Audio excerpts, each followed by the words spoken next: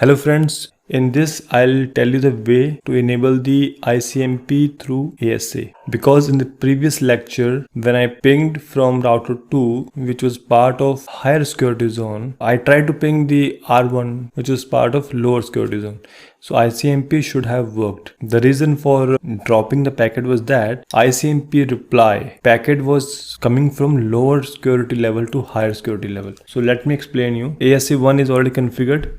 The IP here was 10.1.1.2, right? Here it is 20.1.1.2. When I did ping from here, so ICMP request, it went from R2 towards R1 via ASA. That is from higher security level to low security level. Here the security level is 0. Here it is 100. 100 means the highest possible value. It was allowed. So you know that when a reply comes, it comes through new packet. ICMP reply. It came from lower security level towards higher security level.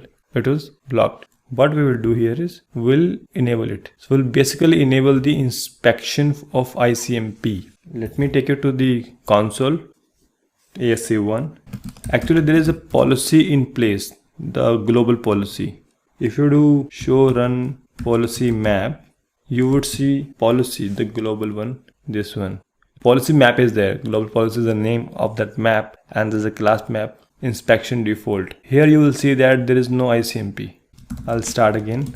Show run policy map. The name of the policy was global policy. This is the one. The class map is inspection default. And it is not inspecting ICMP. So we need to add the command inspect ICMP. Thereafter it will work. Okay, let me add this first. Config t policy map global policy class inspection underscore default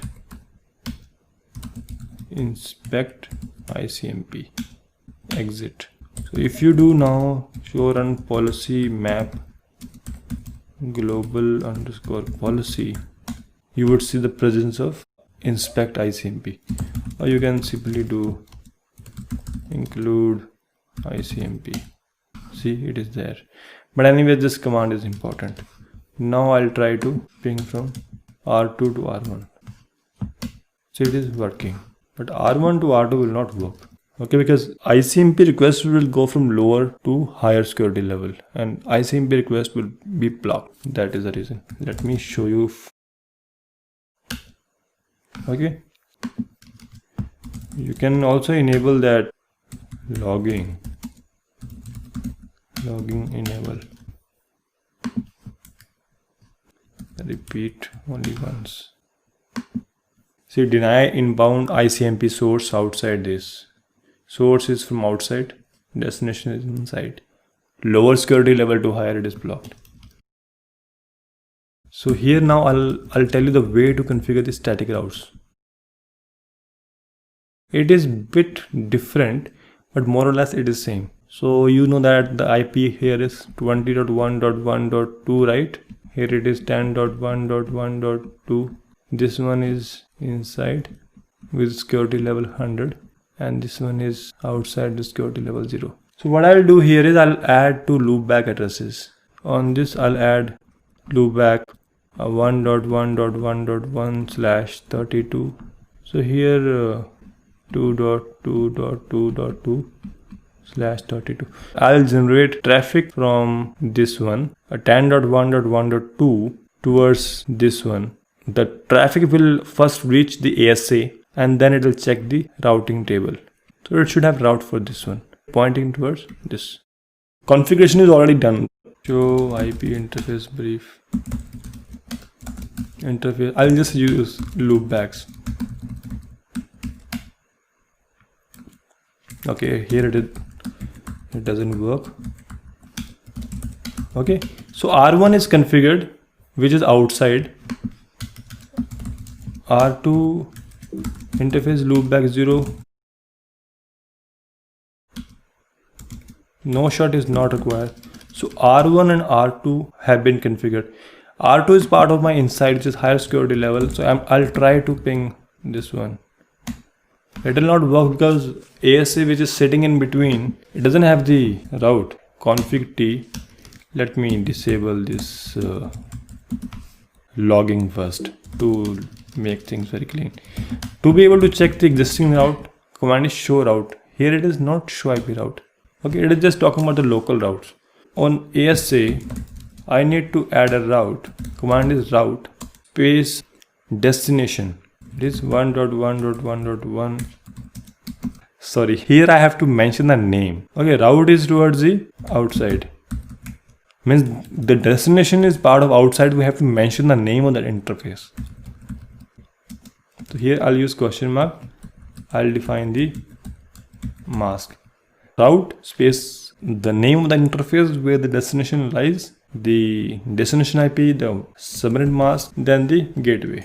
Gateway our is see 20.1.1.2. So if I do show route, I can see that I have a static route for this. So I'll try to see if it works now. See, it is working. So when I'll ping it with source IP, this one. Okay, I'll tell you why this ping didn't work. This was the IP, right? So I pinged this 1.1.1.1 from 2.2.2.2. Source is this one. When the traffic was generated with this source, it checked the route on router 2. Router 2 already had a default route towards this one. The traffic reached Cisco ASA. It checked the route for 1.1.1.1. It had it. It sent it to this one. When the return traffic came, router 1 already had the route towards this one because there was a default route, if you remember it. R1 and R2 are having default route. The return traffic came to ASA. Now ASA will check the route for the destination, this one, because it was earlier source. Okay, it doesn't have it. So we need to add a reverse static route at the ASA. So even if you check it, you will not find that route. Where is the destination? Inside, right? This is the one. The gateway will be 10.1.1.2. If I do show route, now I'm seeing one static route. Similarly, we can also add a default route. There is no issue with that. So when I pinged with this source, now it is working. So this is how static routes are configured on the ASA. Not much difference. Show IP route. On ASA it will be show route. Let me repeat certain command. Show interface IP brief on ASA, and on there it will be show IP interface brief.